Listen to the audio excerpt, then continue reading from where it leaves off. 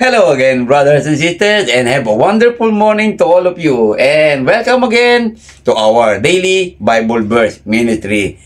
And today's Bible verse is taken from the book of Proverbs chapter 8, verse 32, 33, and 34. Now then, sons, listen to me.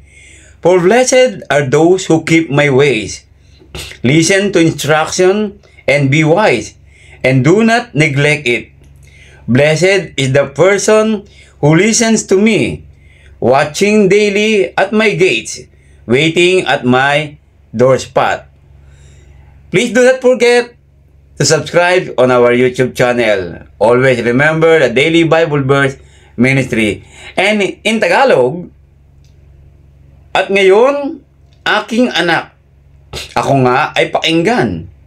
Sundin ang payo ko't liligaya ang iyong buhay.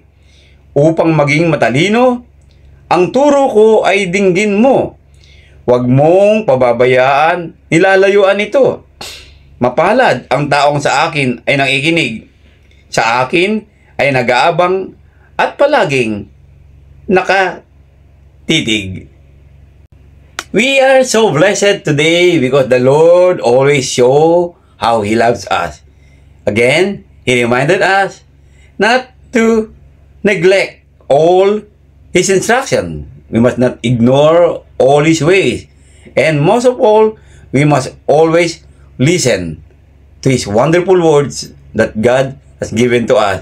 Why? Because we will be blessed and the Lord will always keep us in all our ways. And most of all, the Lord will give us a better life, a beautiful life that we all in need in this world.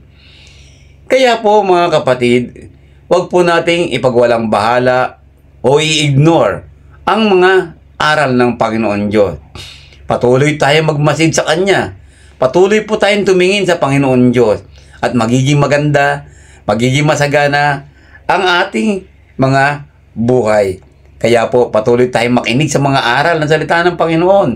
Katulad po ng ating pong ginagawa sa araw-araw ang pag-share ng Daily Bible Verse.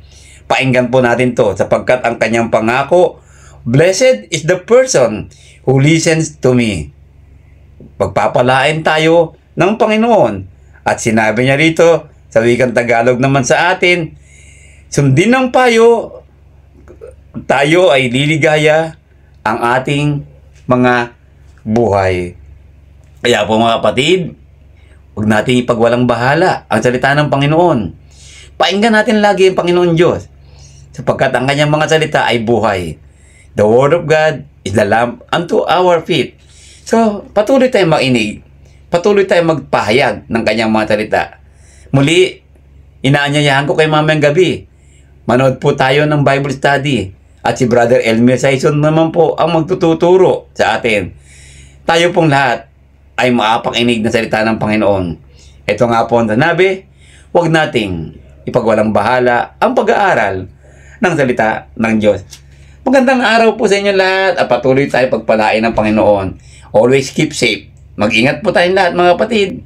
God bless us all.